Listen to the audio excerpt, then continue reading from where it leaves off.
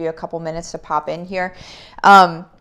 If you are watching this on the YouTubes, go ahead and click on the subscribe button and also the bell so you get notified whenever new videos come on. If you are not watching this on the YouTubes, later on after the video, what you're going to do is search for my first and last name, and then click on the subscribe button and also the bell so you get notified when new videos come on. So what we are going to do right now, again, waiting for a couple of people to come in. I know I went live a tad early, a smidgen, just a little bit early. But yeah, again, who we're talking, or what we're doing today is we're talking about who to listen to and who to silence. Here's the thing, you guys. People are people, and they're not always supportive. Okay, so here I did the beginning of this video here on Facebook, what I'm going to do right now, and so you guys know also, as I'm about to push live on Instagram as well. So here we go. We're about to be all of the places. So let me get all of these notifications out of here.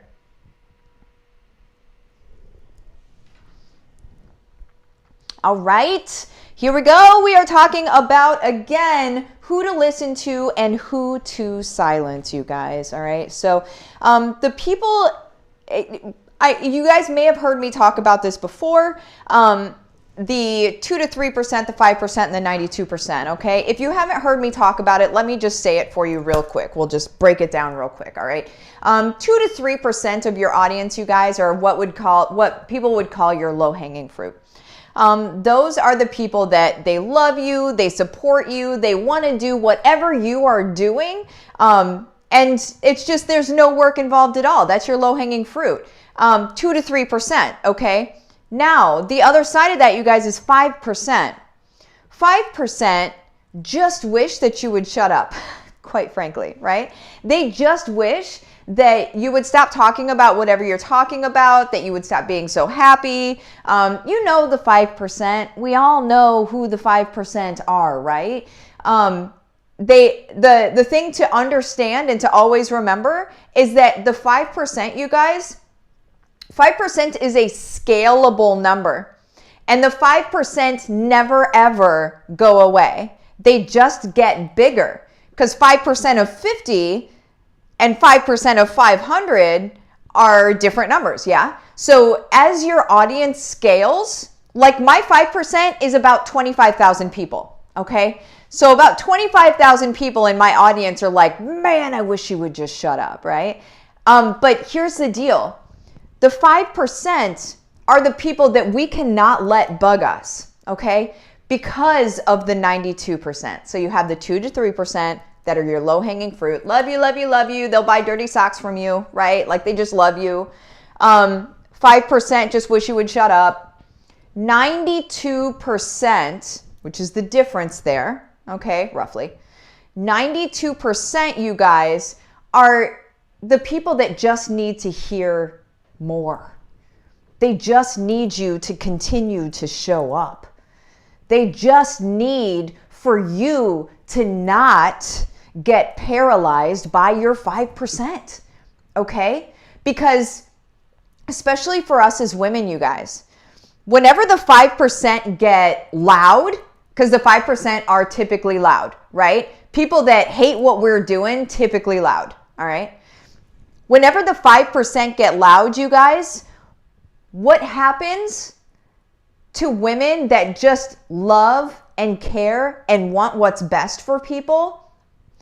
What happens to those women is these people get loud and those women are like, oh, like I don't want to feel that way. I don't want somebody to be getting loud in my space. I don't want for somebody to be pushing back against what I'm doing.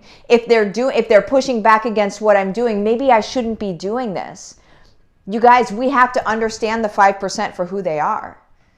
The 5% are people that we are mirrors to them. We are mirrors to everybody, right? Like that's just kind of how this world works. We mirror to people what they are or what they are not doing, okay? And whenever we mirror to people what they are and who they are, that's how you get that Me Too moment. That's how you get that like, oh, she's me, right? And that's whenever that's your 2 to 3%. That's when you put out your bat signal. If you guys don't know what a bat signal is, follow me, get in my groups, you'll know what it is. Actually, right now I'm doing 90-day, let me see. Turn your side gig into your main gig in 90 days. That is in my free group on Facebook, Heart-Centered and Successful Work-at-Home Moms. Look it up. Go ahead and jump in there. It just started. We're 3 days into it, okay? So if you're wondering like how all of this works and how it can be simple for you, it's a free thing that I'm doing. It's like a tithe back into the universe is the way that I look at it. I'm giving back to my community in a 90-day accountability and action step run. So jump in there. You literally have nothing to lose. So, and all the things to gain.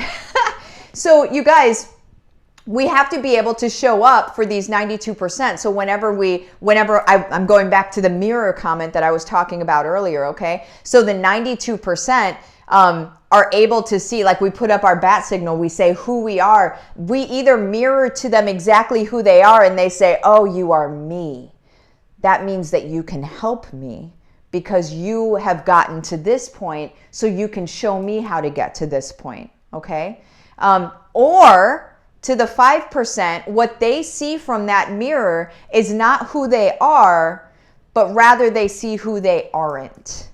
And they see their own failures, they see their own flaws, they see what they are not doing. And that has nothing to do with you, okay? That has everything to do with them and their perception of their world, their worldview, all of those things. And neither way is wrong. One is more painful than the other, okay? But that's what's happening with the 5%. So there's a couple different ways to be able to handle that 5% instead of just like, like sort of just getting small and saying, okay, well, I'm not going to do this. I'm not going to do this because I can't handle these people being jerks online, right? Like I knew everybody was a jerk online. I don't want to deal with it, right? So instead, what we're going to do, you guys, I need coffee, but first coffee, hang on. Instead, what we're going to do is we're going to, in our minds, okay, so this is head work here, okay? In our minds, what we're going to do is we're going to put them in a shoebox under the bed and not worry about what they're saying. Because you guys, if we are paralyzed by what these people are saying, then the 92% that we are here to serve and we can help make their life better, the 92% will never, ever be served by us. And that means that, if serving them is your business, then your business isn't going to grow. Yeah, but really in the end, you guys, what it means is that they're not being served by you, which means they don't get better. Let that sit, right? If we let the 5% paralyze us, then our 92%, who are our responsibility, in my opinion, they don't get to be better. Because maybe that was you. Maybe that was your job to show up in front of this person, to be the mentor or the person that shows up in front of them that helps lead the way. And then you got freaked out by 5% and you stopped. That's on us, right? So it's never just about business. You'll hear me say this a million times. It's never just about business. It's about how we show up and how we serve in life, okay? So the people that we don't listen to are the 5%. We don't worry about what they're saying because what they're saying has everything to do with them and not one single thing to do with us, okay? And again, it's not wrong. It's their perception and it's totally fine, but it can't paralyze us because we've got more. We've got more to live for. We've got more to show our kids. We've got more to bring to this world. We have more, period. And so we can't let naysayers and people like that stop us in our tracks by saying, that's garbage, right? That's poppycock, you know? They never say it that nice, right? But if it were to come out that way, whenever they say stuff like that, we just have to put them in their place, which is not in our space, okay? And move on and keep moving. Now, who do you listen to? Because I always like to end on a positive note. Let's not end on a negative note, right? Who do we listen to? Well, the people that we do listen to are the people that are around us, the people that are moving in the same direction. I did a live the other day. I think it was Monday, ? The people that we need to have around us are like the people in my groups, quite frankly. When you have, like there's almost 7,000 people in that group, okay?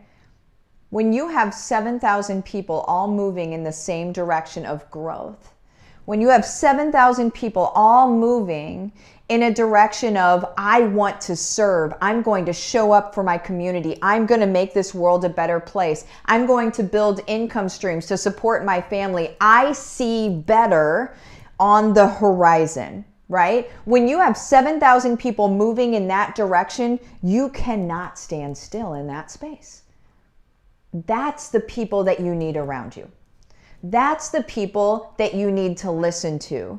You need to listen to people that will speak life over you and your world, okay? You don't need anything else. Nothing else matters. Be around people who speak life over you and your world. And some of you might be like, what's that mean, right?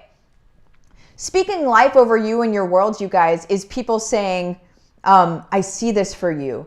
You got this. Talking to you as the future version of yourself, right? The version of yourself that you are moving toward, and they see that version and they treat you like that person. I'm going to do a quick story, and I've told it before, but it always bears repeating. I'll say it my whole life, I'm sure. So there's a story about a teacher. She had a class of students because she's a teacher, right?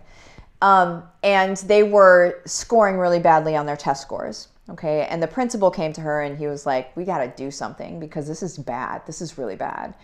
And so she tried one thing, you guys. She didn't change anything in how she was teaching. She didn't change anything in how she was training the kids.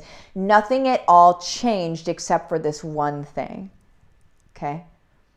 The one thing that changed, you guys, is that she, starting the very next day, the kids came into class, she spoke to every single one of the students in the class as though they were the most brilliant person on the planet.